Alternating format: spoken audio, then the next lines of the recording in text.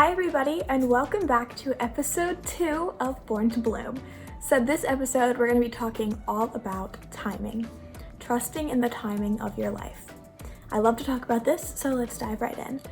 So I am a firm believer that what's meant for your life will always come to you. It will never pass you by. So if it does pass you by, then it wasn't meant for you. And that's something that has taken me a very long time to come to terms with, to be at peace with, and to truly understand. It's taken me many years. And so let me just break that down a little bit. So for me, I use this kind of saying in all aspects of my life, but it kind of started with pageantry. So I've been competing for 8 years, as I've said before. And there were so many times when I put my all into a pageant. I would train for months. I would get the best gowns, the best fun fashions, the best coaches, and I would train super hard, and I'd put so much time and energy and effort and money and just love and energy and all of that into it. And the results would be not what I wanted. And I would leave that pageant questioning everything, because I'd be like, what more could I have done? What is it about me that they didn't want? And it would kind of be a vicious cycle that happened for many years. And then, one time, this was back in 2017, when I first started competing with USA National Miss. And so it was a brand new system to me. And when I went to nationals as a junior teen, I ended up placing second runner-up. And I was absolutely thrilled. I'd never made the top 5 before, but at the same time, I was a little disappointed. I was a little sad because, your dream is so close. Being second runner-up, you could touch it. It's so close, and then you didn't make it. And, it was a little difficult because I was like, what more could I have done? I want this so bad. This is my dream. And, it was a moment where I had to do a lot of self-reflection. And so then I came back to USA National Miss the next year as a teen. I worked super hard. I was the youngest in my division at 16, going against 18 and 19-year-olds. And that year I made top 6. Again, super thrilled, so grateful. My first time as a teen in the teen division, making it that far. But that week was different to me because at USA National Miss, I don't like to think of pageant week as a competition. To me, it's literally like a wellness retreat because there are so many activities throughout the week that Miss Jackie Watson puts out there. And if you don't know who Jackie Watson is, you should totally look her up because she's the director of USA National Miss and an incredible woman. But during that week, there are so many different activities for the delegates to uplift and empower and inspire them. Different speakers who give us so many words of wisdom throughout the week and ease our nerves and all of that. And so I heard former Miss America Mallory Hagan speak that week at USA National Miss. And this is something that she said to me, which I then relayed to the judges in an interview that year because they asked me, they said, so I see here that you were second runner-up last year. What would you do differently about your performance last year? And this is what I said to them, and this is what I heard Mallory Hagan say. And she said, one girl's victory does not mean your own personal defeat. And that has stuck with me beyond pageantry. I use that in all aspects of my life. I couldn't have done a better performance. I did everything that I knew how to do, everything that I could do. I was as prepared as I possibly could have been, but it was some other girl's year. It was not meant for me. And it's a hard pill to swallow in the beginning and at first, but it truly was not my time. And I know people say that all the time, like, what does that mean? What does it mean when it's not your time? It's just not. Another girl's victory, her winning, does not mean I lost. Not even close to that. Nobody who walks away from a pageant without a crown is a loser. That's not how that works. It just was not your time. It was somebody else's.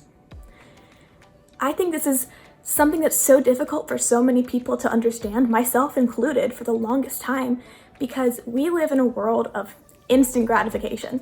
If we need the answer to something, we Google it and we have it in 5 seconds. We're hungry, we order a pizza and it's here in 20 minutes, Everything that we want is at our fingertips. And so we are really lacking in patience. And when you trust the timing of your life, you need to have a lot of patience, because it's so easy to compare your life to other people's and say, you know, this girl is winning all those pageants, why aren't I? Or that girl got that amazing job opportunity, where's my opportunity?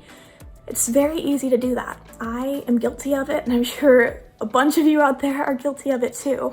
And so it's very difficult for us to realize that those opportunities are for that person. They will never be ours. But at the same time, the opportunities meant for us, what's meant for my life, will never be for any of you. It'll be meant for me. And what's meant for all of you will never be meant for me. And once you come to that realization, it's like a weight lifts off your shoulders, because you don't have to constantly worry. It's like, I know that great things are going to come for me, and it may be in a month, it may be in 3 years. And so that's where the patience comes in. You have to be very patient and waiting for it, but just know that something amazing is coming. It has to. It absolutely will. And I've found that when I look back in retrospect, everything makes sense. And I have a great story about that. So when I was applying to colleges, I'm the type of person who, like, when I want something, I get my heart set on it. And so I had my heart set on this particular college. I said, this is the one I'm gonna go to. I love it, and this is it. So I applied, and I didn't get in. And I was like, I didn't know what to do at that point. I was like, that's where I thought I saw myself. That's where I thought I was going to go. You know, I regrouped, I did a little more searching, I did some soul searching, and I found a new college, and it was closer to home. It still had everything that I wanted. And so I said, you know what, I'm gonna set my heart on this one. This is gonna be the college that I go to. I had the grades, I had the test scores, I had the community service, I had the extracurriculars, I had everything that this university wanted in a new student, and I got waitlisted. And at that point, I was so confused, because it was like, what more can I do? I don't understand. But then a friend reached out to me who was from my high school, who had graduated a year before, and we were in the same major. We both were gonna be musical theater majors, and she said, come tour my school. I love it here, I love the program, and I think you're gonna love it too. So I toured, in the second that I stepped on campus here at Christopher Newport University, I got the same feeling that I feel at USA National Miss, the same feeling that I got when I was going through recruitment for sororities and when I met Alpha Phi. It's that feeling of home, of this is where I belong, of these are my people. And I've never been happier. I absolutely love being here at CNU. It's my home. And you know, now that I look back on my college admissions journey, it makes sense. Those other schools didn't work out because they weren't supposed to. I was never truly meant to go to those schools. I was meant to be here at CNU. And so this is something that I like to look back on whenever I'm presented with a new opportunity that doesn't turn out the way I'd hoped. And so what is coming for you will always come to you. Thank you so much for tuning into episode 2 of Born to Bloom. Bye!